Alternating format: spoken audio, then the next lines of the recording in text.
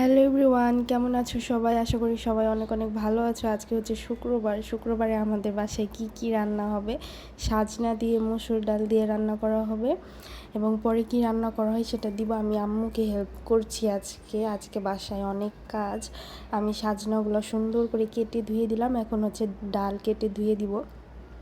আর তোমরা আমার ভিডিওগুলো কেমন লাগে তোমরা প্লিজ কমেন্টস করে বলবা, লাইক দিয়ে দিবা আমার চ্যানেলে, এবং আমার চ্যানেল সাবস্ক্রাইব করে দিবা। সাবস্ক্রাইব করে বেল আইকনে ক্লিক করে রাখবা, জানি আমি ভিডিও আপলোড করার পরে তোমাদের ফোনে চলে যায়। তো এই যে আমি ফোড়ন দিয়ে দিয়েছি, আর এই যে ডাল ঢালার সময় আমার হাতে অনেক তাপ লেগেছিল। যাই হোক, এই যে ডাল ঢালা শেষ। আর এটা হচ্ছে দেশি লাল আলু, এই আলুর ভর্তা খেতে অনেক বেশি ভালো লাগে। আম্মু বললো আলুগুলো ধুয়ে দিতে, এই কারণে আমি ধুয়ে দিচ্ছি। দেখেন, দেখে মনে হচ্ছে পাকা লাল বড়ইয়ের মতোই দেখতে। এই আলুগুলো আমি হচ্ছে ভেজে নিব। সিদ্ধ করলে তেমন একটা মজা লাগে না, আলুগুলো সামান্য তেল দিয়ে ভেজে নিয়েছি।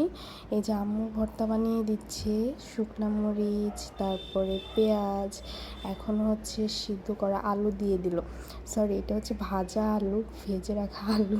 এই আলুর ভর্তা খেতে অনেক বেশি মজা লাগে। এখন সরিষার তেল দিয়ে দিল। আমি এখন গোসল করে আসছি খাওয়ার জন্য। তো ভর্তা খেয়ে চলো তোমাদেরকে বলি কেমন হয়েছে। হ্যাঁ, মজা হয়েছে, খুব ঝাল ঝাল হয়েছে, খেতে বেশ ভালোই লাগছে। এখানে একটু পরে হচ্ছে আমি ডাল দিয়ে খাবো। এই যে এটা হচ্ছে সাজনার ডাল।